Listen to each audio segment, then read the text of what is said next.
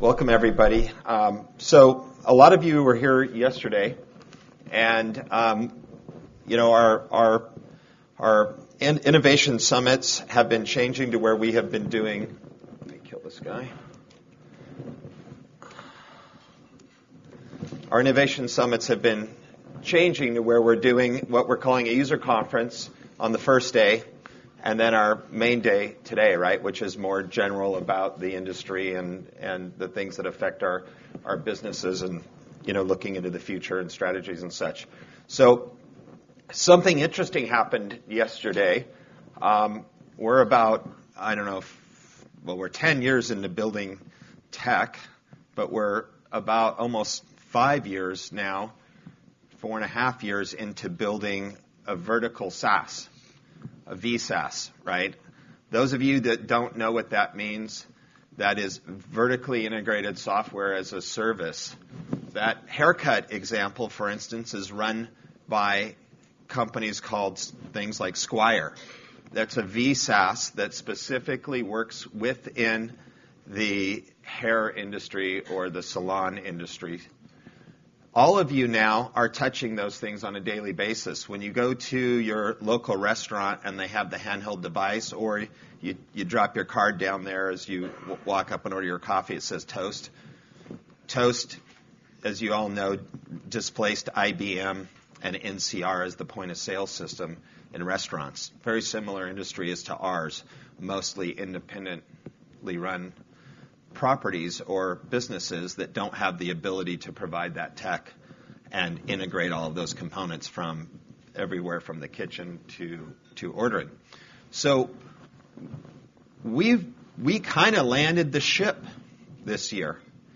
And the way that I know that happened yesterday is that our team was giving demos yesterday on stuff, and we're building tech so quickly. I'll apologize again today for those that weren't in the room yesterday. We're building tech so quickly. Every quarter we build more tech than anybody else in the industry, annually, every quarter. And we may do more than all of them combined. That's the level that we are producing tech. We are being very cost conscious of the amount of burn we have to do this, because we are burning a lot of money. We've raised a lot of money. We're spending a lot of money to do this. It's not a cheap sport. And we're not necessarily training you all as quick as we should be on all the things that are coming out. So you guys all in here that were in here yesterday saw stuff that's live in production that were like, oh, I can do that? And what you were doing is you were opening up your computers, many of you in this room, and you were changing your business sitting there during the conference. That was not possible a few years ago. You would have had to open up multiple screens. You would have had to make multiple phone calls. You would have been, struggling to make anything work. You might have been calling professional services in or your IT people in. You guys were in there adjusting the way your portfolios operated on the fly while you're having a cup of coffee. That is only possible because we built a VSaaS, vertically integrated software as a service. You had everything at your fingertips to control stuff from operations and delinquency and payment systems and websites and offers you were making, and boom, boom, boom, boom. That was a proud moment. So when you see things like Amit was just talking about, and he talks about 10 years, part of the problem is real estate people. They move so slow. There's very few leaders in real estate, unfortunately, right? And they just kind of wait for everybody to do everything. Even public storage, a famous statement, with Havner on stage. Well, we don't do anything. We just wait around and watch, and if something happens, maybe we do something. Then he resigned, literally. Their investors pushed him out. He's still there running the company, but you have the ability now and the demand in the marketplace to make changes quickly. We're building the systems to accept that really complicated last graph that Amit showed. We're building that for 10 years now, not overnight. We have the functionality and the architecture and the design for things like this that are coming to market to come into our systems. That's a big thing. That is structurally different than anything else in the world for our industry. We designed it that way day one, thinking of things like this. We didn't sit down 5 years ago and AI is going to change our life. But we sat down 5 years ago and said things like, driverless cars may change our life, may change the input and output of stuff. How are we going to deal with that? We looked at a lot of things. It may change where we build facilities, the size, how they're designed. But architecturally, from a software perspective, we had to think of all that.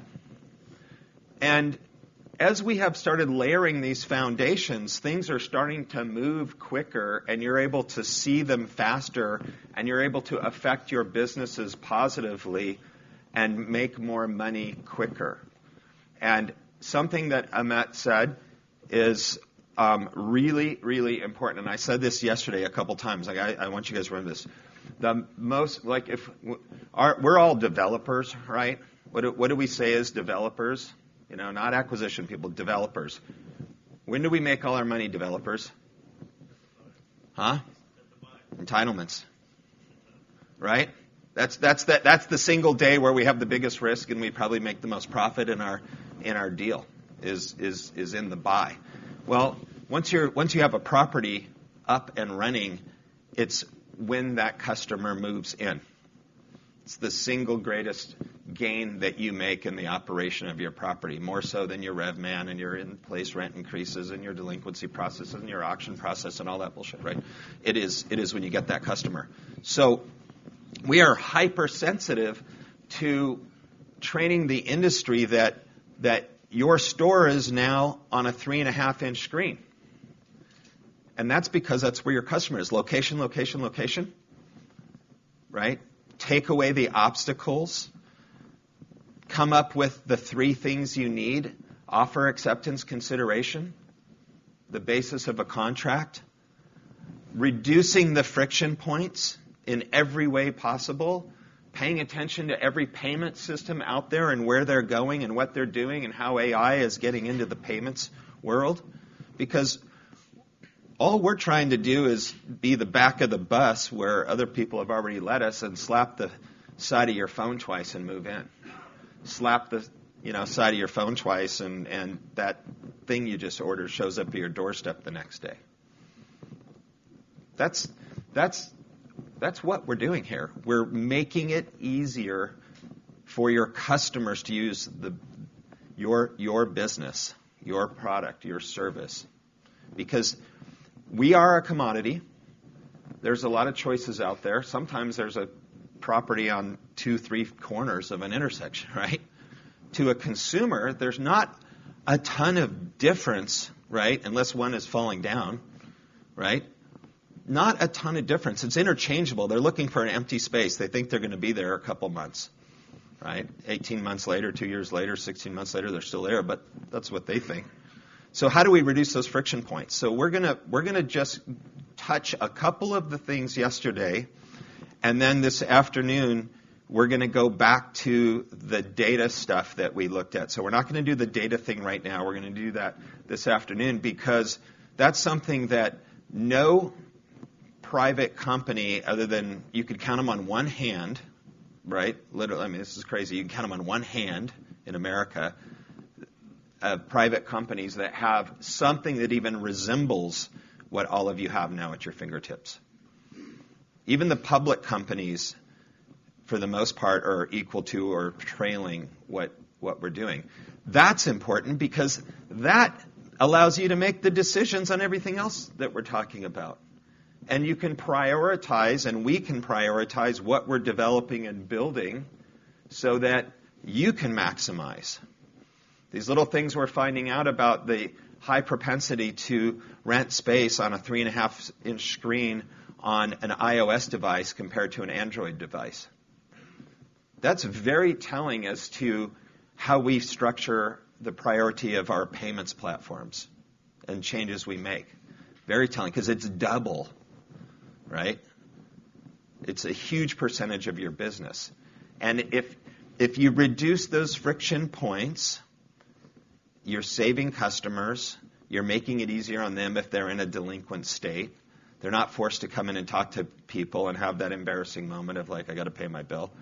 Or if they're moving in on that after acceptance consideration, you've done a great job there. You know, I was ribbing Carlos during that speech. I go, you're 2/3 of that, Carlos, offer acceptance consideration. We need you to present a streamlined offer. And we need you to make sure that we're taking care of the consideration, really well, or the acceptance really well. I'm sorry, we're handling the offer, right? So he's 2/3 of that with his skill sets. It's a big goal, and we've been working on this 2-step rental process. We're not going to talk about that this afternoon, but we've been talking about it for 8 months now, working on that. Because the legislation has changed, right? We're able to do business differently. It's a big friction in renting. So what we're going to do right now is a lot of you have seen this. We're just going to do a replay on the payment link and how it interacts with Charm. Those are 2 areas to reduce friction, reduce cost of operating your business, close more business. And then we're going to show a simple tool for delinquency. And if you guys have something, if you have any questions, we'll try to touch those. We have a pretty short window here, so it's a very condensed deal. So I'm going to bring up Justin and Sneha. Sneha, are you going to plug in up here?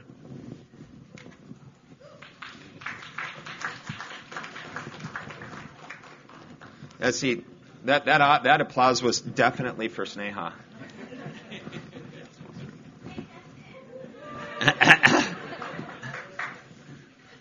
Sneha could talk about her shoes, and you guys would all stand up and applaud. Am I right?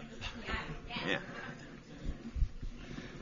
Okay, so yesterday we showed a number of things. We're going to go over them pretty quickly today. One of the themes we've been working on the last year is making it easier for your tenants to pay. We all know that if we, Lance has talked about, if we lower the number of steps in moving in, that includes making payment, we're more likely to convert. If we lower the friction in making payments when they've moved in, we're going to get less folks delinquent. And if they are delinquent, we're going to be able to get them back on the right side much more easily. So we have one of the features we've released recently, just came out a couple weeks ago, is something we call the payment link. The payment link is a single-purpose web page with a randomized URL, a randomly generated URL, that allows your tenants to go and pay their balance without having to log in. So this basic function there's a number of different places that can be used that, again, make it easier for your tenants to pay. So the first thing we're going to show here is Sneha's moved me into a space, and I haven't paid. So what she's doing here is she's going to the communication center. She's creating a text message, and you saw her tap that little $ down in the bottom corner there. She's sending me a text, and I just got on my phone. Now we're going to switch the cable here because I want to show the next part on my phone. Just one second.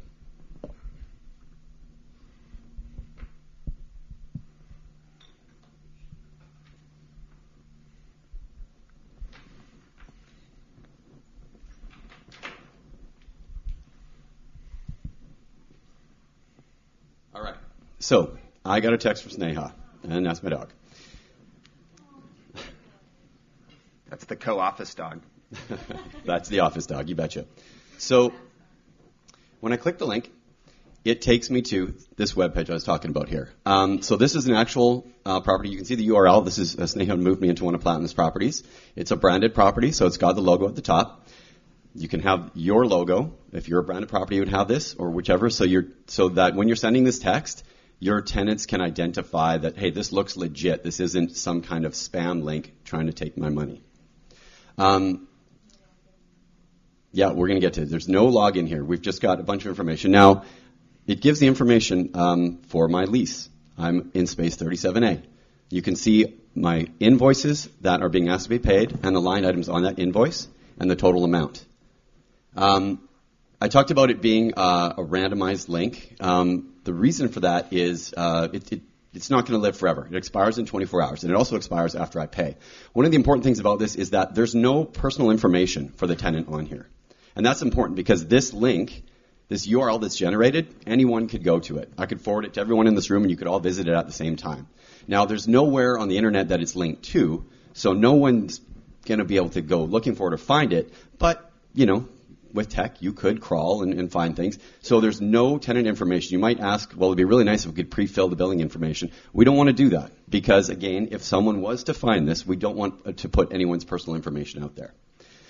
Now, I'm on my iPhone. I'm a typical iPhone user, so I'm in the Safari browser. It's easy for me to actually pre-populate this information. I shop online. So guess what? I've saved my address in the past. So I can just drop that in there. I do have to pick my state here. I've got a couple saved cards. One is mine, one is Lance's. I'll use mine. And I just have to pick my expiry here. And I can make a payment. Done. So imagine this was in this situation. Let's say Sneha was making collection calls. Okay, she's on the phone with me. Sneha, the legend of your tiny fists precedes you. Of course, I will absolutely pay my bill. She sends me this link.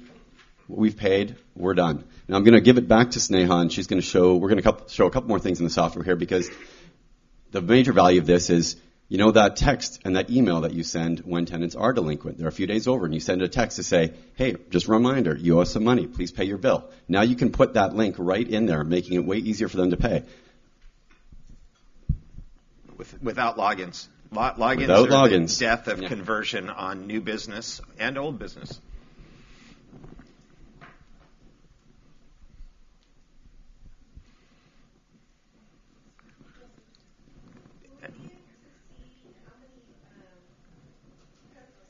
Will you be able to tell if customers pay using that direct payment link versus?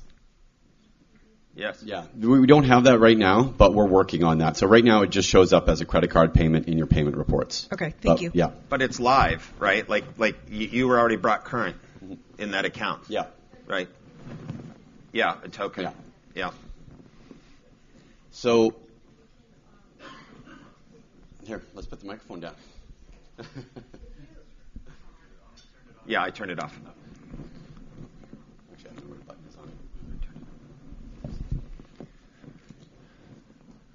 Oh, is it on there? There we go. If you have multiple spaces, then you can select the tenant selection in here. And if you choose to send a text message, then this payment link will include both those spaces. Like if you have two spaces, then this payment link would include both those spaces. If you do want to send it just for a single space that's delinquent, you can choose that space and send the payment link. So that option is also available in the profile.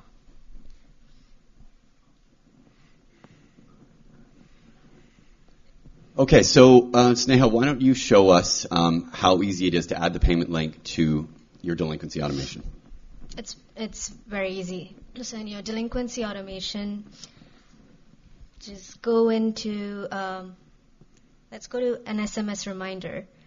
Edit the SMS reminder, and at the end just say pay, and under your merge fields, just choose the tenant pay link, insert that link, and save it. So this is an important thing here, and I had a discussion with someone about this yesterday, and they said, how do my customers know that this isn't fake? And that's an important thing. We've all gotten suspicious text messages and emails. So what you're putting in these text messages where you're now including a link to pay becomes really important. Give them things that make it seem trustworthy. Put their name, put the address of the property, put their unit number, things like that, so it doesn't just come across as Nigerian princes asking for money, right? You want this to work, and so you want people to trust it. The web page looks official. It looks like your website. It's got your logo. That stuff can be scraped. It's what you put in that text message and what you put in that email that's going to make them trust it. Okay, so the one other place that we have this right now is on Move-In. So Sneha's going to go and move me into another space. And when we get to the payment screen, we'll show you that not only can you take payment in the ways you always have, there's a button there where you can send the payment link. So if you're moving someone in over the phone, you don't have to take their credit card over the phone if you don't want to. You can send a payment link and have them go through the same process.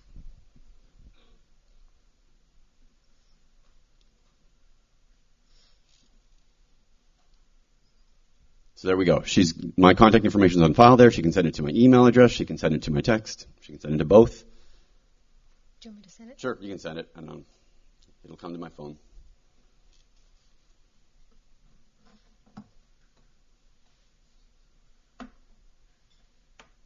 So there we go. My phone just chirped, and I've got the text again. So we can go through that process all over again.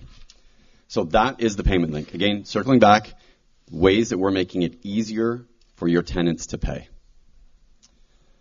So the next thing we're going to show is we want to do IVR now? Okay.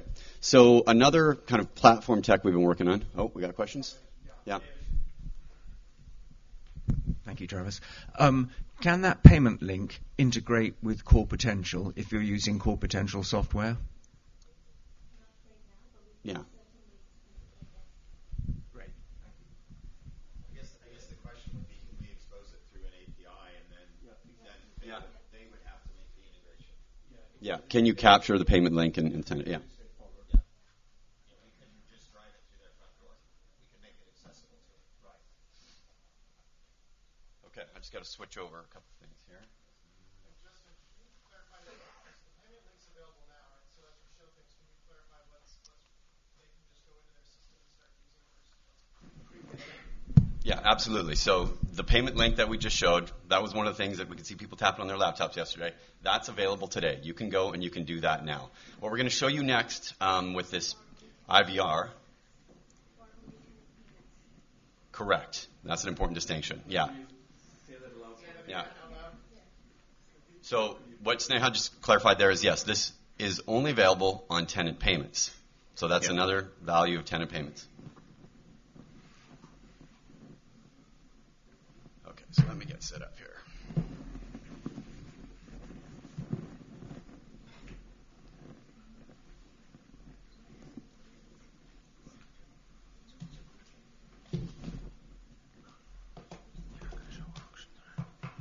No, I don't think so. So Justin, I just have one quick question as we just talked with Sneha as well. Good to clarify to everybody, since we are also enhancing alternate contact functionality, if the primary contact is not available, could the payment link be sent to an alternate contact, for example? Yeah, anything that, in the unified communications, you can send to any of the contacts there. And so you can absolutely send the payment link to any of the contacts that you have. Cool. Okay, so the next thing we're going to show here, so this, thanks Brad for making sure I clarify here, is this is into our in development and is not available yet. Some of this we're going to be going into beta, actually hopefully in the next couple of weeks here with someone in this room and maybe some others shortly after.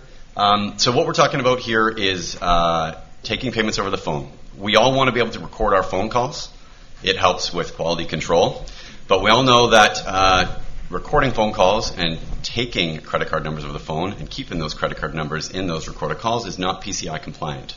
So how do we handle this? So what we're going to show right now is a tool we've developed for collecting credit card numbers securely over the phone by having the caller key in. And we're going to show how that can be used both in Charm, which is, again, going to beta soon, and then another product that we're working on, which we call standalone IVR. And this is for properties that and companies that you have your own phone system. You've got your routing, it's got your metrics, and it works for you. And Charm, when it comes out, perhaps isn't quite right for you yet. But you need to be able to take payments in Hummingbird.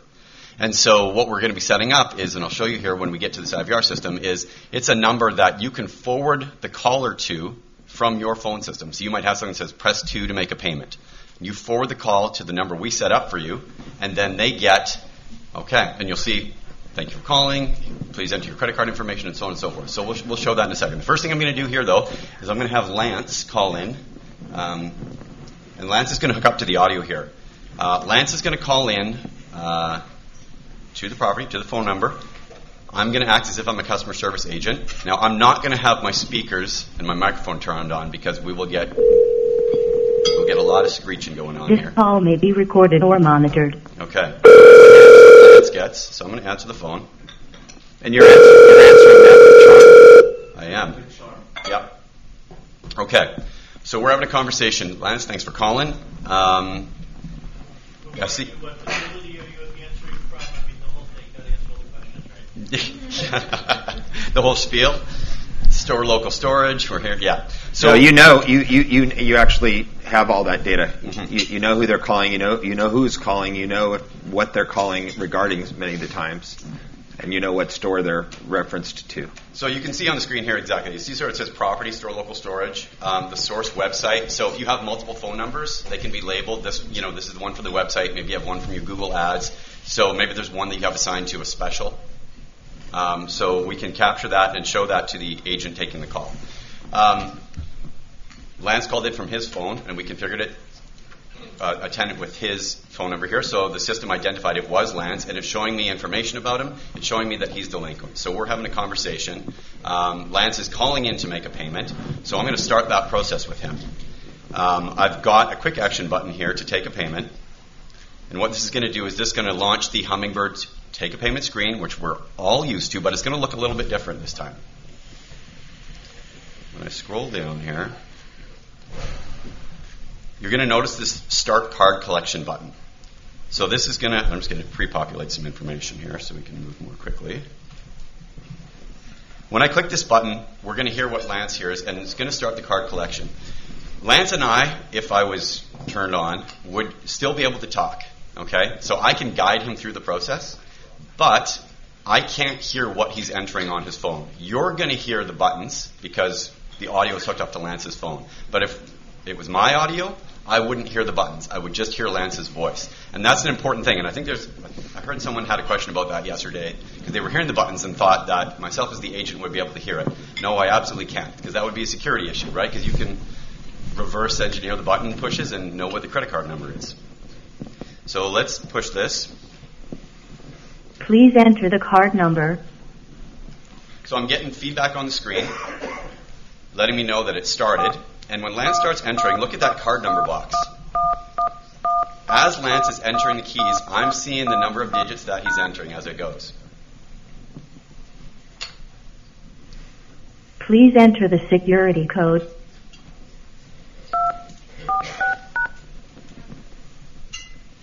Please enter the expiration date. 2 digits for the month, 2 digits for the year.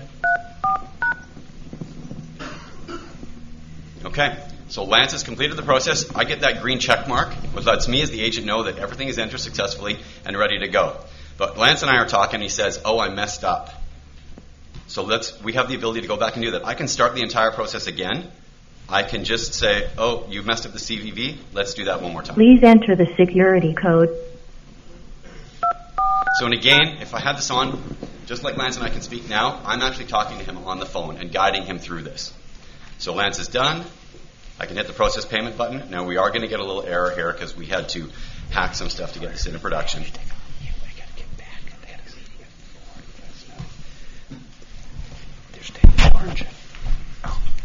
But now if I go to Lance's profile, I can see his total balance is now 0. And he's current. Now it's not updating in Charm here, but we can see that Lance is now current. I got a microphone for you. How does the Charm feature work when you have customers that have units at multiple facilities? So it depends on the number they call. Okay. So you're going to see which number they call, and that's going to populate here. Now, Charm is just working in Hummingbird. So as an agent, what properties do I have access to? As one of your employees, what properties do I have access to? I can do anything. When Lance is calling in here, I can actually go and search for another tenant. Through the tenant profile, you'll be able to see that, right, Sneha? Yeah, and we could have, if Lance says, I'm feeling really generous, I want to pay Justin's bill as well, we can go through that same process and pay my bill, even though, and actually we hung up, yeah, so we can't, but Lance could be paying my bill. So who you're on the phone with, if someone calls in and they call in from their work number, you can still do what you would normally do with any other service and say, can I ask who's calling? Oh, yeah, it's Lance, or yeah, but, I don't find you in the system, or okay, let's look that up. Let's look up by Lance's name, we can find him, we can do anything for any tenant. Thank you. Yeah. Okay. Time check. Okay, we want to keep going. Okay, so one other thing we want 8 minutes. we want to show here is the standalone IVR. So this is, again, we want you to have the ability to take secure, PCI compliant credit card payments over the phone, even if you're using your own phone system. So I'm going to have Lance call in to another number here using my phone. We're going to be me. So can you plug into the audio again and then dial the 7147 number?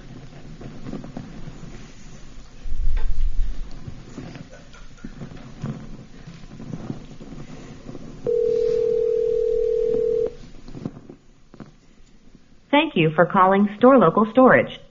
Press 1 to continue in English. Oprima, based on the number you are calling from, we have identified you as Justin Paquin. Your balance owing is $50. Press 1 to pay your balance. Press 2 to get... Oh, I did it too Please quick enter again. your credit Let's card just go number. to Yeah, happy just hang up and go back again. Yeah. One of the cool parts is coming up. Oh, yeah. All right. Sorry. That's okay. I did it again. Third I'm time. just so excited to pay my bill. Thank you for calling Storelocal Storage. Press 1 to continue in... Based on the number you are calling from, we have identified you as Justin Paquin. Your balance owing is $50. Press 1 to pay your balance. Press 2 to get payment link by SMS to pay your balance. So if he pushes 2, Payment link sent by SMS. I just Returning got the to text. main menu. and so now he gets Based on the text, number you are then calling he can pay from, being the payment link, we have or identified push you one as again. just... Oh, I'm hanging up. Okay. Timing. So, Good. you guys, you can see, right, how we're using these tools in different ways to make it easy, let the customer find their flow. If they want to just grab that payment link, do it on their phone, fantastic. If they want to punch in the numbers right there, great. Maybe they're in the car and it's the easiest thing to do to grab that payment link, and when they get to where they're going, right, they can make the payment. So, simplify the process. Yeah. So we're working on this product right now. These aren't in release. The first version of this standalone IVR is really just going to be using the tenant's phone number to identify the person. There's obviously edge use cases where maybe they're not calling from the phone number they have on file and they still want to make the payment. How are we going to handle that? So we're looking at ways that we can securely allow them to identify themselves, and so Which store? all the stuff we're thinking about for this. But yeah, that's the IVR tech and how we're using it. All right. Thank you.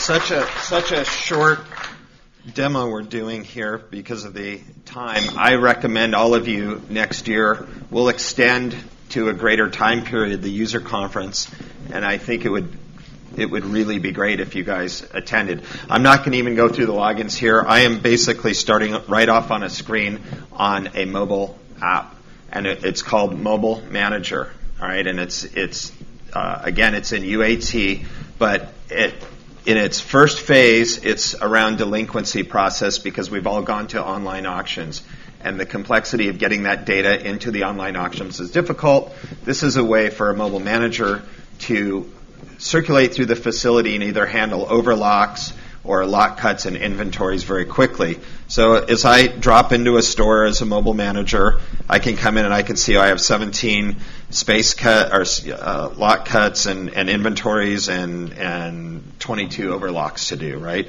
So if I want to filter that, I can dive right into just this procedure, and with this active lien customer, I go up to 1201 and I hit the button, I open up my phone, I take some pictures of all of you, right?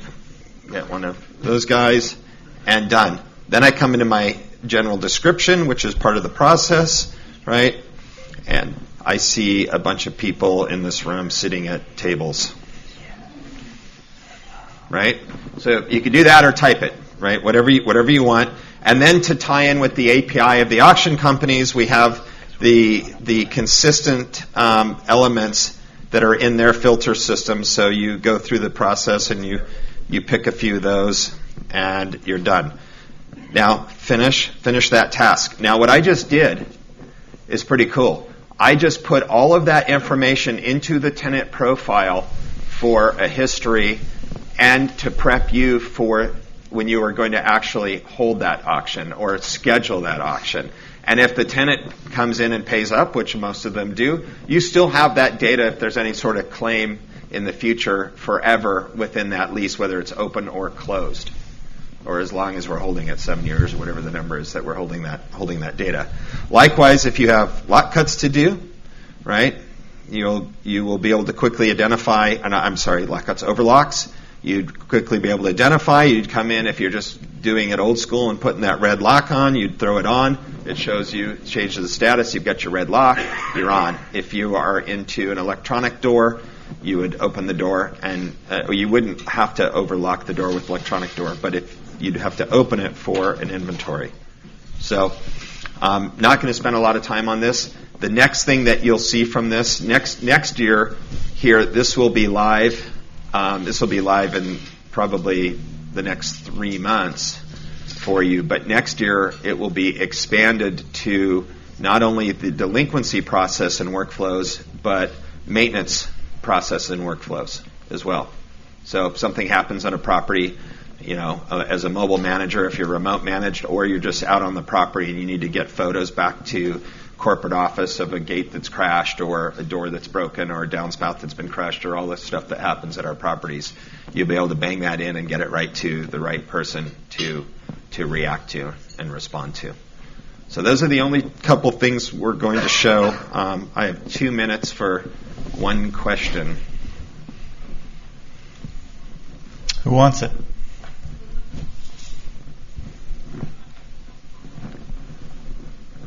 Perfect. Even better. Even better. I mean, 40 minutes over yesterday, 2 minutes under today, setting the world on fire. That was rehearsal yesterday. Thank you, Lance, Tenant team. That's awesome stuff.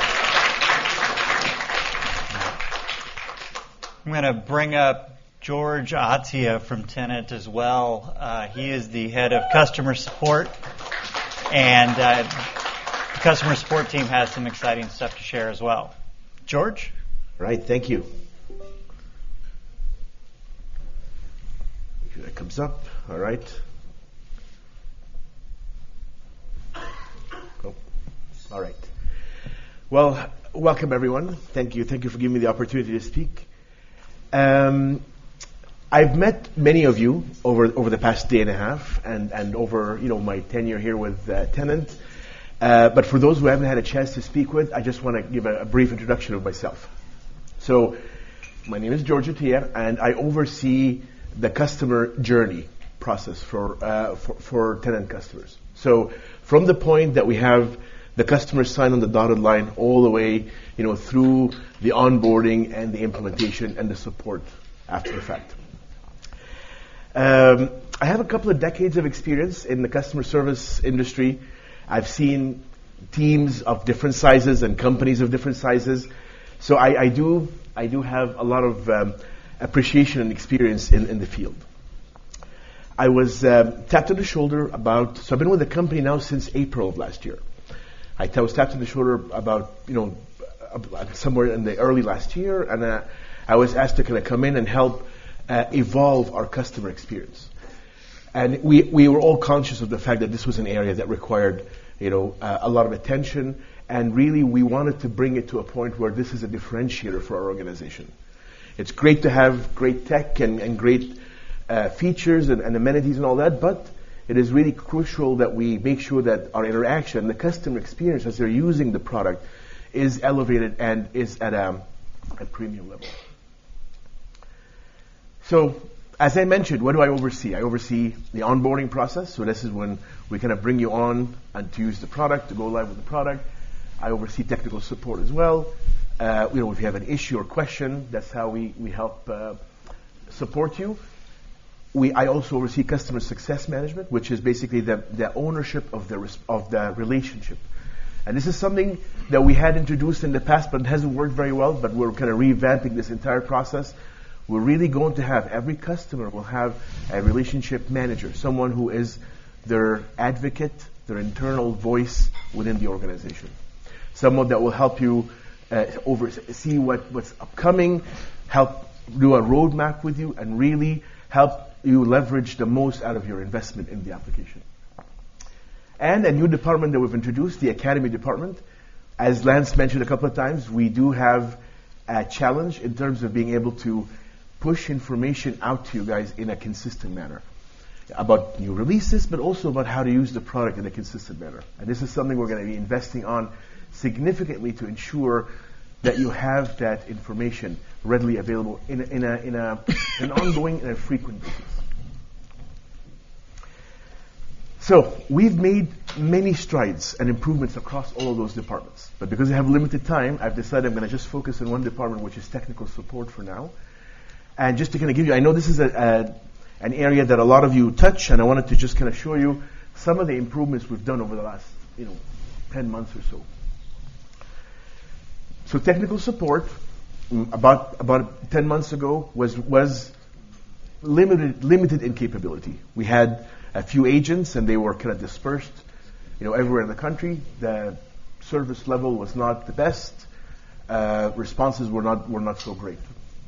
So we've really taken a pen to paper. We took a fresh look at how we're going to be able to support our customers. Some of the enhancements we made were really along the lines of how do we give that continuous support to our customers. So what we've done is, first of all, we've expanded our team. And instead of just having people in the US, we actually also added an office in India. And that will really help us in two aspects. Number one, it helps increase our capacity. But number two, it helps us have the ability to be able to service you in a much more extended hours. So that we don't just end when the US team goes home. We have the ability to support you beyond those standard hours as well. We also made the decision to be able to bring everybody to the office. And we've seen this also has multiple benefits. One of them is really to be able to have everybody in a single location to collaborate. But also another big benefit is that these individuals now are sitting shoulder to shoulder with engineering. So instead of the communication being done in a very disconnected way, we now have direct connection. All the teams that need to work on the questions or the issues are right there in the same location. So we've built 2 centers, one in California and one in India, and both have the actual individuals that sit there with the engineering counterparts. Another big change we made is we've actually introduced levels within the organization. Before, we just had frontline individuals. And these people had, even though very well-meaning, when they run into an issue and they can't answer a question, it would get escalated to engineering. And of course, as you guys understand, engineering is focused on actually developing the product. And whenever it goes to engineering, it does incur a bit of a delay. So what we wanted to do is we wanted to make sure that all the questions and issues that we encounter, we have to completely answer as many of those within the organization by creating levels and expertise within the organization, and only when it has been identified as an actual problem, an actual bug with the system, do we escalate with engineering. So that has really, we've already seen a significant improvement there. The last numbers we ran, we had about a 16% improvement in terms of how many tickets actually are resolved within support and not escalate to engineering. In addition, we've revamped our ticketing tool, so we created much cleaner queues for us to be able to manage tickets easily. We've revamped our service level agreement so that the support team actually responds. They have very specific response SLAs, timelines, and we have the tool that highlights whenever those SLAs have been violated. And this is one of the areas that we're very excited about, we've really also introduced the beginning, I would say, of self-enablement, allowing the customers to be able to search for things themselves instead of relying entirely on support to answer basic questions. This is something we're really excited about. To show you how that works, let me kind of take a quick look. I show you how the product works here. So I'm going to navigate to the product here. And I don't know, this is, by the way, in place today. This exists today. I don't know if any of you have noticed that little question mark that have just appeared on the bottom left of the screen right there. This is a new effort. This is a collaboration between customer success and engineering. We've now introduced a lot of material that really helps answer some of the questions that you might have. And that includes videos, knowledge-based articles, how-to, Q&A, and even though we have a good starting position, there's going to be a lot more of that material. This is something that we will continue to invest on as we go forward. And as you continue to log in and look at these options, or look at those articles, you will see more and more material coming in. So if I were to click on it, just to show you what it would look like, it opens another screen, and you get to see it's categorized in different categories. Either you want to have some questions on getting started, you want to look at our video library, for example, to see what we have available. There's basic things like Hummingbird 101, there's features and amenities, merchandising fees, all of these different videos that are available here. Yeah, and like I said, this is really a starting point. There is going to be a lot more of our energy and time invested in being able to build that library. And there will be also, it won't just be about features, but it will also about new releases that we're about. So we will have sections for new releases, so you guys get to see what has been released as opposed to just receiving it in an email. It will be permanently available there for you. All right, so the other thing I wanted to kind of give you a sneak peek on is the methods available to you to be able to reach technical support. I know many of you are familiar with those as well. You know, you can always reach out to us by phone. You can always send us an email. You can always also create, you can go into Zendesk directly and create a ticket there so you can track how your ticket grouping is going and how things are progressing. One very exciting piece of technology that we've been experimenting with, I don't know if many of you have heard of this before, the product is called LiveSwitch. And it allows us to be able to have a direct, a more frictionless interaction with our customers. Right now, if you have a problem, you have to click on, there's an issue, you're in Hummingbird and you have a question, you have to take screenshots, you have to go back and add an email and send it out. The product we're experimenting with will actually allow you to be able to access or ask the questions or connect to a support agent directly from within the application. So I wanted to give you a quick preview of how that would look like, and I'll talk to you about the timelines of when this will be available. So this is Hummingbird, and you're basically in the application and you have a question or an issue that you'd like to be able to discuss with someone. There's a new bell icon that is right there on the bottom right. And this is, by the way, in every screen, even on the login screen. And I've asked one of my colleagues in support to be able to help answer once I've clicked on the link. So once I click here, it asks me for my first name and last name. There's basic information so the person knows who is speaking with.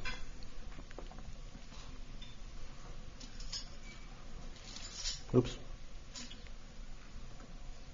There you go. And start the call. Okay. So what's happening here is it's actually ringing on the other side where the support agents are, and see if she'll pick up the phone right now.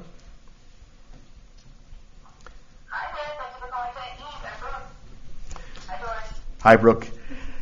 All right. So now, actually, you have direct live interaction with the support agent. And what she's actually going to see is everything I'm doing on the screen. And there will be a video taken of all of the mouse movements and the keystrokes that I have. And once she's done, she's helped me diagnose the issue. And either she'll be able to help me solve it on the fly. She's seeing exactly what I'm seeing as opposed to creating a Zoom link and sending it out. It's all under the same theme of this whole conference, which is to create less friction for our customers. If she's able to solve it on the fly, excellent. If she's not able to solve it on the fly, she will take the video that has been generated from this interaction, and she will save it under the ticket, and she will share it with whoever will need to be able to help interact with us to be able to solve the ticket, whether it's level 2 or with engineering or whoever we need to be able to help us accelerate the resolution to this issue. She can't take control of the screen. Yep. Yeah, there's a lot of options there, and you can stop the recording if you wish as well. But there's a lot of options. But it's always good to keep the recording as well, so we can take an image of that issue. So that's it in a nutshell. Now, when is this going to be available? We have been testing it exhaustively to make sure it will fulfill our needs, and so far it's looking very positive. We're going through a final vetting of this application just to make sure that it doesn't slow down the product or open any ports or anything like that. That we want to make sure it is safe to be able to completely use. We're looking to be able to launch it in pilot on March 1st. It will be available. It will be available for a certain number of hours just to see how customers are going to be able to use it. But I anticipate a great success for this product, and the objective is to make it available, across all of our customers, across all of our support hours. We think the microphone check test 1 2. It's coming. Test 1 2. We think the big advantage of this product is one, you obviously getting to talk to somebody immediately. A lot of tickets that are created are things that are really, maybe it's somebody new and they're hitting the wrong button, right? And if we can see that, we can solve it instantaneously. Hit the blue button, right? If there really is a problem, the other issue that we experience is getting a storage manager or non-technical resource to write a ticket that a technical resource can understand is pretty much impossible, right? This allows our technical resources to write the ticket for them in the form that the technical receiver will understand, as well as videos and the conversation and being able to see it, which is a giant leap forward, right? The big thing in tech support, I don't care what it is, like with my Ford right now, if it doesn't happen in front of them, it's not real. Second I drive away from the dealership, it doesn't work. And, what do I do? So this, we don't know yet. We're experimenting. We're always experimenting with new things, but we think this could be a major improvement within the organization, the amount of solutions that come to you very quickly. Yep. And you're absolutely right, Lance. I mean, our numbers show that about a quarter to 30% of the tickets that come in are primarily training. Just a quick, this is, you're not sure how to use the system, and if you click here, it'll work. And we're hoping that, and we see on average, there's about an average of about 3 to 4 exchanges, even for those simple tickets. Just because you have to create a ticket, it gets sent over, someone has to read it, and then comes back and schedules a meeting, and then we go back. So all that back and forth, with this, it will help reduce the friction significantly. You click on the button, person comes up there, solve the problem, done once and for all. Okay. Leah? Julie over here at Forward Storage had a good question. She wanted to know if it was going to be available for just super admins or all user profiles. Good question. It will be available for whoever has access to this portal. If you log in here, that bell will be available. Yeah. Sneha's got something. Hold on. Remember when we used to toss something? The logo's changed. The new Quran questions. I just wanted to hear general thoughts on introducing this in websites. What are your thoughts? If you had a video button on the website, if someone goes to pay a bill and they encounter some issues, they can select it and reach one of the managers or a call center. It's just a thought. Test microphone. What she's saying is she's jumping from B to B to B to C, correct? Yeah. Sneha? Yes. So our customer's customer, right? Your renters having a tool like this. Now, Platinum, I know Platinum is experimenting with this. I don't know where the guys are for Platinum. Yeah. I know you and I were having a conversation about this, so maybe you can... The idea is to put them on our property pages. We have our own call center, and so we're starting to test it now, just on the property right now with QR code. So a customer would scan the QR code, and if they have some problem, they can get live with our call center agent. Also testing it with move out, video, move out. We'll see Tasha has a question back here, George. Just a couple questions. One, to follow up on Sneha's request, I would say absolutely. That's one of the, challenges we have with customers when they have help or they need help trying to access their portal. It says to contact our facility, and facilities really don't have any control or ability to see. So I think that would be a great asset. The other question I would say is, what hours do you feel like that customer support is going to be available? 7 days a week, hours of the day, and do you have the bandwidth to support all of that? That's a good question. So when we started off, where our intention during the pilot phase is to be able to support between 10 a.m. Pacific and 2 p.m. Pacific for that trial period first.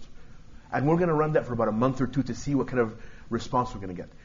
The objective is we're going to learn from this experience and to see how many calls are coming in and to be able to see if there's any staff adjustment required. But the objective is to, if this is really giving the customer the right ROI, the right experience, then we will staff it accordingly. We just want that first month to see what kind of response we're going to get. George, can you clarify when we're on desk and on staff, the bell is going to show up? If we are, the bell will not be there. Or will the bell always be there? The bell will always be there. But when you click on it, it does when you log in at the beginning, there's a little banner that shows what hours of operation the bell will be available. Right. But the bell will still be available. We can't turn it off. It's a limitation with the product itself. But if you click on it and it's not staffed, it will actually say, well, there's no one on staff, but you can leave us a message and we'll get back to you.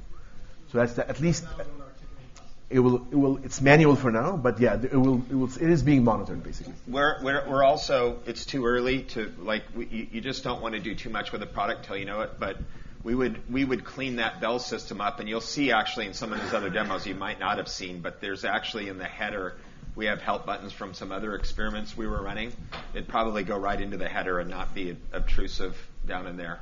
And ultimately, what we want it to be is like in a green state if there's agents available, to take calls, and then obviously if they're not, wouldn't be. Yeah. I mean, there are a lot of ideas we've had in terms of improvement, which we've shared with the vendor. I mean, we asked for things like, for it to have a direct integration with Zendesk. It doesn't have that right now. So even though the agent will take the call, they still have to create the actual ticket manually in the background, just to make sure it's tracked. But they're very open to some of the suggestions we're having, and they're looking to have it be more of an integrated tool for us and others. That's me. I was just wondering, does it make sense to start with a chat first and then go to the video feature? I'm sure she could handle 4 chats at once that might be able to be answered in 2 sentences, versus wasting potentially her full time on a video call for something that could be answered very quickly. It's a good thought. I mean, to be honest, one of the channels that we use today for support is phone. So someone actually calls in. This is already staffed accordingly. So when someone's on the phone, they can only handle one phone call at a time. What we're hoping is that we don't have to necessarily massively increase the capacity. The objective is to transition the phone calls that are coming in to this chat. And if we can solve it 4 times faster, this is better. That's what I was going to say, Ryan. Because you can't see the screen on chat. Right. That to us is the key. The biggest issue we find is the going back and forth. And if you're chatting, you're still going back and forth, and you're not seeing it. We want to solve it right there the minute the person's experiencing the situation. Or at least identify that it's an actual problem and move it on quickly, as opposed for it to go back and forth. Yeah. And I don't know, because you're talking B2B or B2C?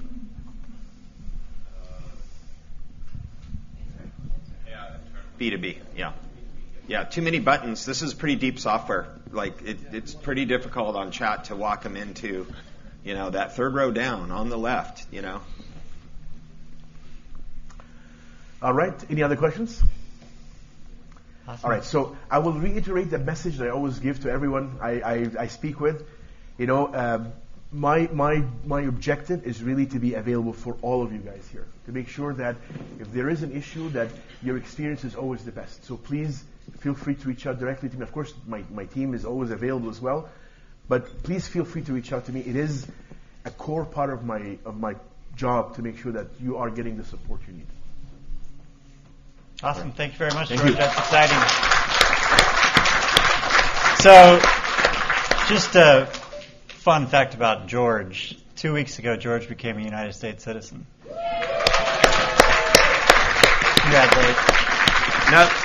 Another fun fact is 3 weeks ago he walked across the border. So we're going to take a 15-minute break.